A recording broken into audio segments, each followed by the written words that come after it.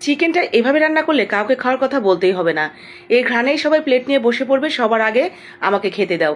এত বেশি টেস্টি হয় চিকেনের এই রেসিপিটা, প্লেটে পড়া মাত্রই ভাত কোথা দিয়ে শেষ হয়ে যাবে বোঝাই যাবে না।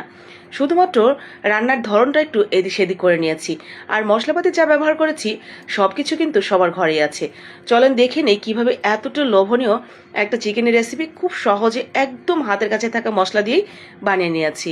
এর ঝোলটা এত মজার। তো চলেন কথা না বাড়িয়ে চলে যাই রান্নাতে। প্রথমেই যতটুকু চিকেন আপনি রান্না করবেন সে অনুসারে নিয়ে নেবেন। যদি বড় বড় পিস করে রান্না করেন সেই ক্ষেত্রে চিকেনের গায়ে এরকম একটু সামান্য কেটে নেবেন, এতে করে মশলাগুলো খুব সহজেই ভেতরে টেনে নিতে পারবে। আর যদি পিসটা একটু ছোট ছোট করে কাটেন তাহলে আর এভাবে কাটার দরকার নেই, আপনি আপনার পছন্দ মতো ছোট ছোট করে টুকরো করে কেটে নেবেন। ভালো করে চিকেনটা ধুয়ে আমরা এক সাইডে রেখে দিলাম। আর এইখানে আদা রসুনটা বেটে নেব। যে কোনো মাংস রান্নায় মশলাটা যদি নগদ নগদ বেটে রান্না করতে পারেন এর টেস্ট কিন্তু অনেক ভালো লাগে।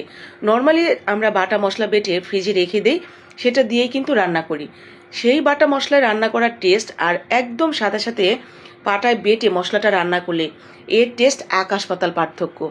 এত ভালো হয়, এত সুন্দর ঘ্রাণ, এত সুন্দর একটা কালার হয়। এটা হয়তো সবাই উপলব্ধি করি বা আমরা জানি, তবে সময় সুযোগের অভাবে অনেক সময় হয়ে ওঠে না। তবে চিকেন রান্নায় এই মশলাটা কষ্ট করে একটু বেটেই দেওয়ার চেষ্টা করবেন, একদম নগদ নগদ।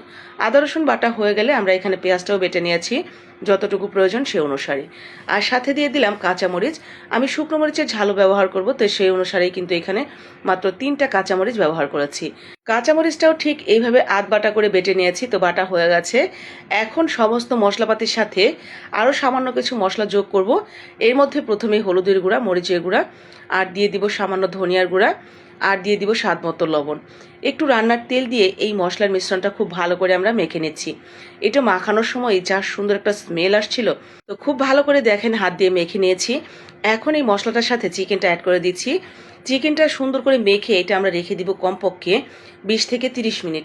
এই 30 মিনিট অবশ্যই রেস্টে রেখে দিবেন।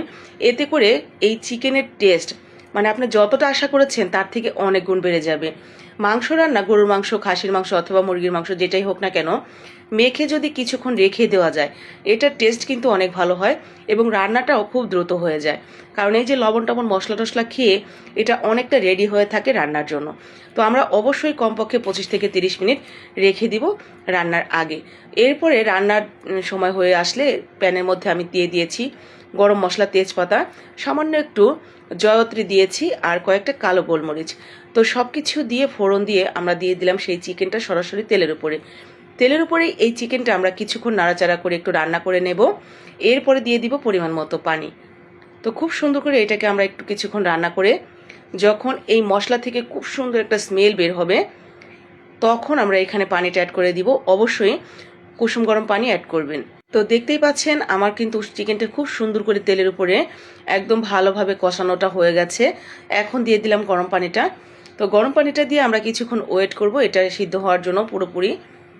তো ঢাকনা দিয়ে ঢেকে এটা কিছুক্ষণ রান্না করলেই একটু ওলট পালট করে দেখবেন চিকেনটা খুব সুন্দর মতোই সিদ্ধ হয়ে গেছে। এরপরে একদম গা মাখা হয়ে আসলে ঝোলটা যখন, তখন নামিয়ে এটা গরম গরম পরিবেশন করবেন। উপর থেকে কিছুটা ভাজা জিরার গুঁড়া দিয়ে এরপর গরম গরম ভাত, পোলাও, খিচুড়ি অথবা রুটি পরোটা যেটা দিয়েই খাবেন না কেন অমৃত লাগবে এই চিকেনের রেসিপিটা। শুধুমাত্র ওই যে বললাম মশলাপাতি যা ব্যবহার করেছি সব কিছু একই আছে, শুধুমাত্র রান্নার ধরনটা একটু এদিক সেদিক করে নিয়েছি। আর তাতেই এই চিকেন এবং চিকেনের ঝোলটা এত মজার হয়েছে খেতে কি আর বলবো। আপনি বাসায় বানালেই বুঝতে পারবেন যে পার্থক্যটা আসলে কোথায়। একটু এদিক সেদিক করাতে ভালো লাগলে বানিয়ে নেবেন, লাইক কমেন্ট শেয়ার করে দিন বাকিদের জন্য।